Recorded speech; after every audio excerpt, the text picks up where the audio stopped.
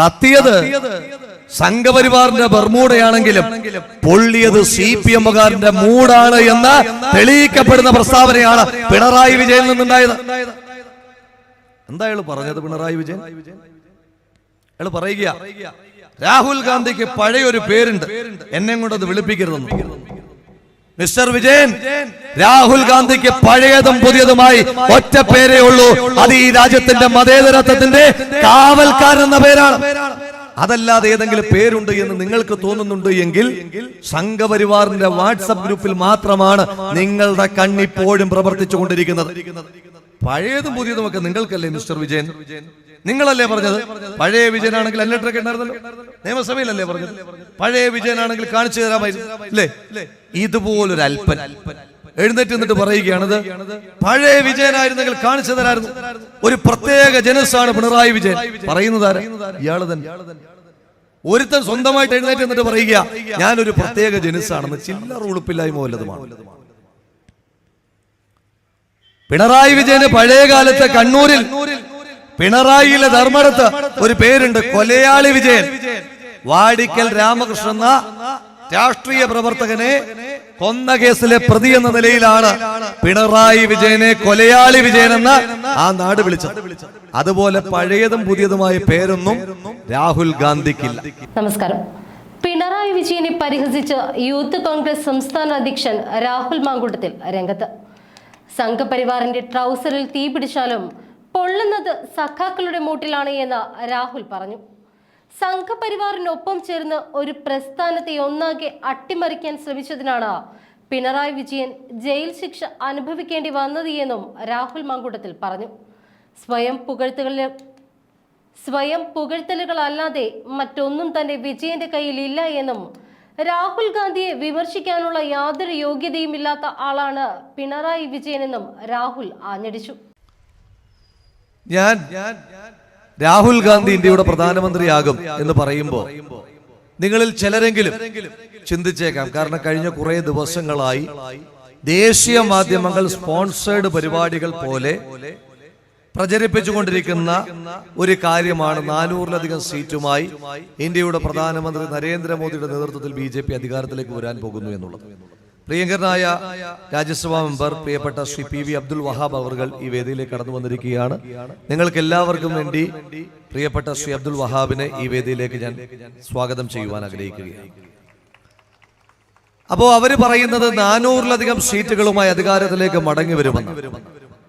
ഞാൻ ചോദിക്കാൻ ആഗ്രഹിക്കുന്നത് 400-ലധികം സീറ്റുകളുമായി അധികാരത്തിലേക്ക് മടങ്ങി വരാൻ ആഗ്രഹിക്കുന്ന ഒരു പ്രധാനമന്ത്രിയുടെ ശരീരഭാഷയാണോ കഴിഞ്ഞ 2 ആഴ്ചക്കാലമായി നരേന്ദ്രമോദിയിൽ നിന്നുണ്ടായിക്കൊണ്ടിരിക്കുന്നത്? ഏറ്റവും ഒടുവിൽ ഇന്ന് തെരഞ്ഞെടുപ്പ് കമ്മീഷൻ കേസെടുക്കുവാൻ തയ്യാറാകുന്നില്ല എങ്കിൽ പോലും അയാളുടെ സ്ഥാനാർത്ഥിത്വത്തെ പോലും അയോഗ്യത കൽപ്പിക്കേണ്ടുന്ന പച്ചവർഗീയത പറയുന്നതിലേക്ക് ഇന്ത്യയുടെ പ്രധാനമന്ത്രി നരേന്ദ്രമോദി മാറുന്ന കാഴ്ചയാണ് ഇന്നത്തെ ദിവസം കാണുന്നത്. ഏതാനും ദിവസം മുൻപാണ് നിങ്ങൾ വായിച്ചു, ഇന്ത്യൻ നാഷണൽ കോൺഗ്രസ് എന്ന ഈ രാജ്യത്തെ ഏറ്റവും പ്രധാനപ്പെട്ട 1ാമത്തെ രാഷ്ട്രീയ പ്രതിപക്ഷ സംഘടനയുടെ എല്ലാ അക്കൗണ്ടുകളും ഫ്രീസ് ചെയ്തു. അക്കൗണ്ടുകൾ ഫ്രീസ് ചെയ്യുമ്പോൾ നിങ്ങൾ വിചാരിക്കും BJP ചെയ്യുന്നത് പോലെ ഈ രാജ്യത്തെ ഏതോ കോർപ്പറേറ്റിന് നിങ്ങൾക്ക് ഭാവിയിൽ പണം വാങ്ങിയിട്ടുണ്ട് എന്ന്. ഇല്ല. നിങ്ങൾ കരുതും CPM ചെയ്യുന്നത് പോലെ ഈ നാട്ടിലെ ഏതെങ്കിലും ഒരു കരിമണൽ കർത്തയുടെ കയ്യിൽ നിന്ന് നമ്മുടെ ഏതെങ്കിലും നേതാവിന്റെ മകൻ മാസപ്പടി വാങ്ങുന്നത് കൊണ്ടാണ് എന്ന്. അല്ല, കണക്ക് കൊടുക്കുവാൻ വൈകി എന്നാണ് ആരോപിക്കപ്പെടുന്ന കുറ്റം. അപ്പം നിങ്ങൾ കരുതും കണക്ക് കൊടുക്കുവാൻ വൈകിയത് 2023-24 സാമ്പത്തിക വർഷമാണെന്നല്ല. 983-84 സാമ്പത്തിക വർഷം ഈ രാജ്യത്തെ ഏറ്റവും പ്രധാനപ്പെട്ട രാഷ്ട്രീയ പ്രസ്ഥാനത്തിന്റെ പ്രതിപക്ഷ പ്രസ്ഥാനത്തിന് വളരെ ജയിൽ കിടത്തിയിരിക്കും. അപ്പൊ നിങ്ങൾ ചോദിക്കും, ജയിലിൽ കിടക്കുന്ന അഴിമതി ആരോപണത്തിന്റെ പേരിലല്ലേ എന്ന്. അഴിമതി ആരോപണത്തിന്റെ പേരിലാണ് അരവിന്ദ് കെജ്രിവാൾ ജയിൽ കിടക്കുന്നതെന്ന് പറയുമ്പോ ആ ആരോപണം ഉന്നയിച്ചതാരാണ് പ്രിയമുള്ളവരെ? അരവിന്ദ് കെജ്രിവാൾ ജയിലിൽ പോകുവാൻ ഇടയായത് 3 മാപ്പ് സാക്ഷികൾ കൊടുത്തിരിക്കുന്ന മൊഴിയുടെ അടിസ്ഥാനത്തിലാണ്. എന്താണ് മാപ്പ് സാക്ഷി എന്ന് നമുക്ക് എല്ലാവർക്കും. അപ്പോൾ ആ 3 മാപ്പ് സാക്ഷികൾ ഇപ്പോൾ എന്ത് ചെയ്യുക? അരവിന്ദ് കെജ്രിവാളിനെതിരായി ജയിലിൽ പോകുവാൻ പര്യാപ്തമായ രീതിയിൽ മൊഴി കൊടുത്തൊരു മാപ്പ് സാക്ഷി ഈ തെരഞ്ഞെടുപ്പിൽ BJPയുടെ സ്ഥാനാർത്ഥിയായി ഡൽഹിയിൽ നിന്ന് മത്സരിക്കുകയാണ്. അരവിന്ദ് കെജ്രിവാളിനെതിരായിട്ട് മാപ്പുസാക്ഷിയായി മൊഴി കൊടുത്ത 2ാമത്തെ വ്യക്തിയുടെ കമ്പനിയുടെ പേരിൽ ED രജിസ്റ്റർ ചെയ്തിരുന്ന കേസ് ED ഫ്രീസ് ചെയ്തു ഒരാഴ്ച മുൻപ്. അരവിന്ദ് കെജ്രിവാളിനെതിരെ മാപ്പ് സാക്ഷിയായി മൊഴി കൊടുത്ത മൂന്നാമന്റെ കമ്പനി കഴിഞ്ഞ ആഴ്ച BJPക്ക് ഇലക്ട്രൽ ബോണ്ട് കൊടുത്ത വിവരങ്ങൾ പുറത്തേക്ക് വരും. അപ്പൊ BJPക്ക് പണം കൊടുത്തവൻ ഒരാൾ, BJPയുടെ സ്ഥാനാർത്ഥിയായി പാർലമെന്റിലേക്ക് മത്സരിക്കുന്നവൻ മറ്റൊരാൾ, BJPയുടെ ഗവൺമെന്റിന്റെ സഹായത്തോടുകൂടി തന്റെ കമ്പനിയുടെ അക്കൗണ്ടുകൾക്കെതിരായിട്ടുള്ള ED കേസ് ഫ്രീസ് ചെയ്യപ്പെട്ടവൻ മൂന്നാമൻ. ഇങ്ങനെ 3 പേർ കൊടുത്ത മൊഴിയുടെ അടിസ്ഥാനത്തിൽ അരവിന്ദ് കെജ്രിവാൾ എന്ന ഈ രാജ്യത്തിന്റെ തലസ്ഥാന നഗരിയുടെ മുഖ്യമന്ത്രിയെ പിടിച്ച് ജയിലിലിടുമ്പോ, പ്രിയമുള്ളവരെ, ഞാൻ പറയുവാൻ ആഗ്രഹിക്കുന്നു, ആത്മവിശ്വാസമുള്ള ഒരു പ്രധാനമന്ത്രിയുടെ ചെയ്തികളല്ലത്. മാത്രമല്ല, ഈ രാജ്യത്ത് BJPക്ക് കഴിഞ്ഞ പാർലമെന്റ് തെരഞ്ഞെടുപ്പിൽ ഏറ്റവും അധികം ഭൂരിപക്ഷം ഉണ്ടായിരുന്ന തെരഞ്ഞെടുപ്പിൽ അവർക്ക് കിട്ടിയ പരമാവധി സീറ്റ് 303 ആ 303 കിട്ടുമ്പോ ഗുജറാത്തിൽ എല്ലാ സീറ്റിലും ജയിച്ചു, രാജസ്ഥാനിൽ എല്ലാ സീറ്റിലും ജയിച്ചു, മധ്യപ്രദേശിൽ 1 സീറ്റ് ഒഴികെ എല്ലാം ജയിച്ചു, ഉത്തർപ്രദേശിൽ 4 സീറ്റ് ഒഴികെ മുഴുവൻ സീറ്റിലും ജയിച്ചു, ഡൽഹിയിൽ എല്ലാ സീറ്റിലും ജയിച്ചു. അങ്ങനെ രാജ്യത്ത് ഒരുപാട് സംസ്ഥാനങ്ങൾ തൂത്തുവാരുന്ന സാഹചര്യം ഉണ്ടായി. ഇത്തവണ സ്ഥിതി മാറി. ഉത്തർപ്രദേശിൽ ക്ലീൻ സ്വീപ്പ് സാധ്യമല്ല, രാജസ്ഥാനിൽ സാധ്യമല്ല, ഗുജറാത്തിൽ സാധ്യമല്ല, മധ്യപ്രദേശിൽ സാധ്യമല്ല. അങ്ങനെ ഉത്തരേന്ത്യയിൽ BJPയുടെ പാരമ്യത്തിലുള്ള തെരഞ്ഞെടുപ്പിൽ 303 അവർക്ക് കിട്ടിയപ്പോ ഈ തെരഞ്ഞെടുപ്പിന്റെ പ്രത്യേകത, അവർക്ക് ആ സീറ്റുകളുടെ എണ്ണത്തിൽ നിന്ന് 50 സീറ്റ്, ഏറ്റവും ചുരുങ്ങിയത് 50 സീറ്റെങ്കിലും കുറഞ്ഞാൽ BJPയുടെ ആകെ സീറ്റിന്റെ എണ്ണം 253 താഴേക്ക് വരും. നമ്മുടെ സീറ്റിന്റെ എണ്ണം, ഇന്ത്യ മുന്നണിയുടെ സീറ്റിന്റെ എണ്ണം 50 സീറ്റ് കൂടുകയും ചെയ്യും. അപ്പോ BJPക്ക് അധികാരത്തിലേക്ക് വരണമെങ്കിൽ ദക്ഷിണേന്ത്യയിൽ സീറ്റുകൾ പിടിക്കണം. ഏത് ദക്ഷിണേന്ത്യ? നമ്മുടെ ദക്ഷിണേന്ത്യ. നിങ്ങൾ പറ. കേരളത്തിൽ നിങ്ങളോടുള്ള എന്റെ ചോദ്യം, കേരളത്തിൽ 20 സീറ്റുകൾ ഉണ്ടല്ലോ. ഈ 20 സീറ്റുകളിൽ BJPക്ക് എത്ര സീറ്റ് കിട്ടും? എത്ര കിട്ടും? 0 സീറ്റല്ലേ? കേരളത്തിൽ BJPക്ക് കിട്ടാൻ പോകുന്ന 0 സീറ്റാണ്. കഴിഞ്ഞ ദിവസം എനിക്കൊരു അനുഭവം ഉണ്ട്. ഞാൻ ട്രെയിനിൽ ഇങ്ങനെ യാത്ര ചെയ്യുമ്പോൾ BJPയുടെ പ്രധാനപ്പെട്ട ഒരു നേതാവ്, അദ്ദേഹം ഒരു സ്റ്റോപ്പിൽ നിന്ന് ട്രെയിനിലേക്ക് കയറി. ഞാനപ്പോ അദ്ദേഹത്തോട് സംസാരിക്കുന്നതിനിടയിൽ ഞാൻ ചോദിച്ചു, എങ്ങനെയാ സാഹചര്യങ്ങളൊക്കെ? അപ്പൊ അദ്ദേഹം എന്നോട് പറഞ്ഞു, നല്ല പ്രതീക്ഷ. ഞാൻ പറഞ്ഞു, നല്ല പ്രതീക്ഷ? ഞങ്ങളൊരു 5-6 സീറ്റ് ജയിക്കും. ഞാൻ ചോദിച്ചു, അപ്പൊ നിങ്ങൾക്ക് ഏറ്റവും പ്രതീക്ഷയുള്ള സീറ്റ് ഏതാ? അപ്പൊ അദ്ദേഹം എന്നോട് പറഞ്ഞു, ഞങ്ങൾ 6 സീറ്റ് ജയിക്കും, അതിൽ ഏറ്റവും പ്രതീക്ഷ ഞങ്ങൾക്കുള്ളത് വയനാട് പാർലമെന്റ് ആണെന്ന്. പിന്നെ കൂടുതൽ സംസാരിക്കാൻ പോയില്ല, കാരണം വയനാട് പാർലമെന്റിലാണ് അവര് ജയിക്കുമെന്ന് ഉറപ്പിച്ചു വെച്ചിരിക്കുന്ന 1ാമത്തെ സീറ്റ്. അപ്പൊ പിന്നെ നമുക്ക് വേറെ ഒരു ടെൻഷന്റെ ആവശ്യം. ഇവിടെ എന്താ അവസ്ഥ? കെട്ടിവെച്ച കാശ് പോലും ഈ വയനാട് പാർലമെന്റ് മണ്ഡലത്തിൽ BJPയുടെ സ്ഥാനാർത്ഥിക്ക് കിട്ടാൻ പോകുന്നില്ല. കഴിഞ്ഞ തെരഞ്ഞെടുപ്പിൽ നമ്മുടെ ഭൂരിപക്ഷം 4 ലക്ഷത്തിൽ ചെല്ലുവാനുമായിരുന്നെങ്കിൽ ഈ തെരഞ്ഞെടുപ്പിൽ 5 ലക്ഷത്തിലധികം വോട്ടുകളുടെ ഭൂരിപക്ഷത്തോടു കൂടി ആയിരിക്കും പ്രിയപ്പെട്ട രാഹുൽ രാജ്യതലസ്ഥാനത്തേക്ക് നടന്നു നീങ്ങുവാൻ പോകുന്നത്. അപ്പൊ കേരളത്തിൽ 20-0. തമിഴ്നാട്ടിൽ എന്താ അവസ്ഥ? 39 സീറ്റ്. എത്ര സീറ്റാ BJP കിട്ടാൻ പോകുന്നത്? 0. 2 സംസ്ഥാനം കഴിയുമ്പോൾ 59-0 BJPയും ഇന്ത്യ മുന്നണിയും തമ്മിലുള്ള വ്യത്യാസം. കർണാടകയിൽ 28 സീറ്റ്.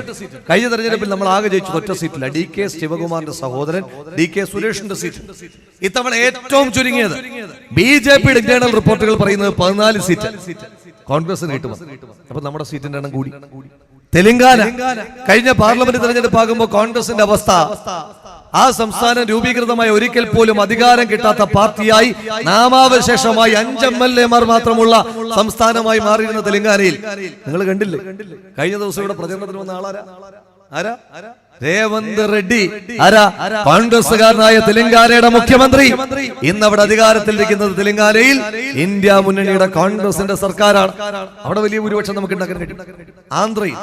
ആന്ധ്രയിൽ നമ്മുടെ വലിയ മേധാവിത്വം ഞാൻ പറയുന്നില്ല, പക്ഷേ നമ്മൾ ജയിച്ചാലും ഇല്ലെങ്കിലും ആന്ധ്രയിൽ BJP ജയിക്കില്ല. ഒന്നെങ്കിൽ ജഗൻമോഹൻ റെഡ്ഡിയുടെ YSR കോൺഗ്രസ് ജയിക്കും, അല്ലെങ്കിൽ ചന്ദ്രബാബു നായിഡുവിന്റെ തെലുങ്ക് ദേശം പാർട്ടി ജയിക്കും. എന്തായാലും BJP ജയിക്കില്ല. ദക്ഷിണേന്ത്യയിൽ ഏറ്റവും അധികം സീറ്റുകളുള്ള സംസ്ഥാനത്തിന്റെ പേര് മഹാരാഷ്ട്ര എന്നാണ്. കഴിഞ്ഞ തെരഞ്ഞെടുപ്പിൽ നമുക്ക് ആകെ കിട്ടിയത് ഒറ്റ സീറ്റ്, 48 സീറ്റ് ആകെ ഉള്ളതിൽ ഒറ്റ സീറ്റ് നമുക്ക് കിട്ടും. ഈ തെരഞ്ഞെടുപ്പ് ആകുമ്പോൾ അവിടെ വിശാലമായ സഖ്യമാണ്. നമ്മൾ, ശിവസേന, NCP. എന്താ ഈ 3 പാർട്ടിയുടെ പ്രത്യേകത? ഒറ്റയ്ക്ക് മുഖ്യമന്ത്രിമാരെ ഉണ്ടാക്കിയ 3 പാർട്ടിക്കാർ.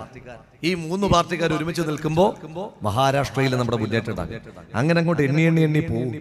അതുകൊണ്ടാണ് ഞാൻ പറഞ്ഞത്, പ്രിയമുള്ളവരെ, ഈ ജൂൺ മാസം 4-ാം തീയതി ഇന്ത്യയുടെ രാഷ്ട്രപതി ദ്രൗപദി മുർമു സത്യപ്രതിജ്ഞ ചെയ്യാനായി വിളിക്കുന്ന ഇന്ത്യയുടെ പ്രധാനമന്ത്രിയുടെ പേര് നരേന്ദ്രമോദി എന്നായിരിക്കില്ല. അത് സാക്ഷാൽ രാഹുൽ ഗാന്ധി എന്നാകുമ്പോ പ്രധാനമന്ത്രിയുടെ മണ്ഡലത്തിൽ നിന്നുകൊണ്ടാണ് ഇന്ന് വൈകുന്നേരം നമ്മൾ ഈ തെരഞ്ഞെടുപ്പ് പരിപാടി സംഘടിപ്പിക്കുന്നതെന്നുള്ള അഭിമാന ബോധത്തോടു കൂടിയിട്ടാണ് ഞാനടക്കമുള്ള ആളുകൾ ഇവിടെ നിൽക്കുന്നത്. അപ്പൊ BJPക്കെതിരായിട്ട് വലിയ പോരാട്ടം നടത്തിയ ആളാണ് നമ്മുടെ രാഹുൽ ഗാന്ധി. ഇവിടെ ചില CPM-ന്റെ നേതാക്കന്മാർ ചോദിക്കുന്നത് കേട്ടു, രാഹുൽ ഗാന്ധി BJPക്കെതിരെ സംസാരിക്കാറുണ്ട്. ഇവരൊക്കെ പത്രം വായിക്കാറുണ്ട്, ടെലിവിഷൻ കാണാറുണ്ട്.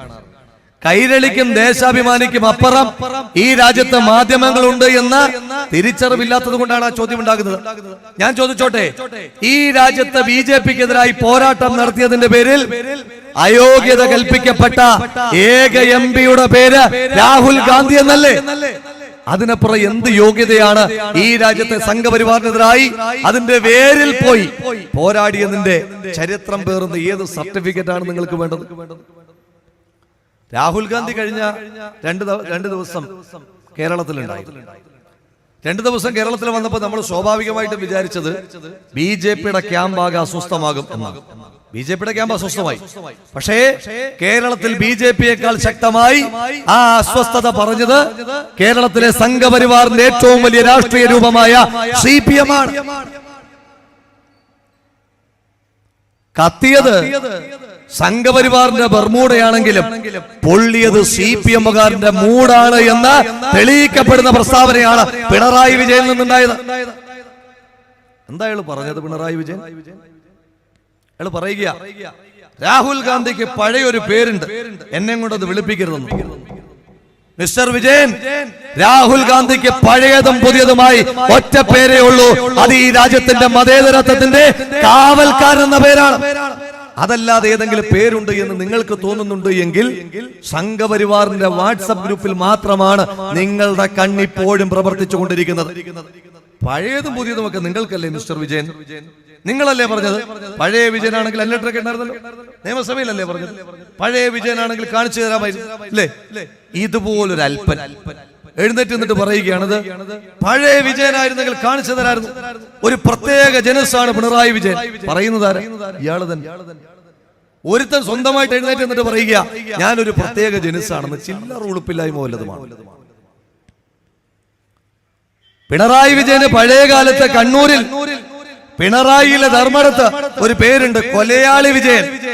വാടിക്കൽ രാമകൃഷ്ണൻ എന്ന രാഷ്ട്രീയ പ്രവർത്തകനെ കൊന്ന കേസിലെ പ്രതി എന്ന നിലയിലാണ് പിണറായി വിജയനെ കൊലയാളി വിജയൻ എന്ന ആ നാട് വിളിച്ചത്. അതുപോലെ പഴയതും പുതിയതുമായ പേരൊന്നും രാഹുൽ ഗാന്ധിക്കില്ല.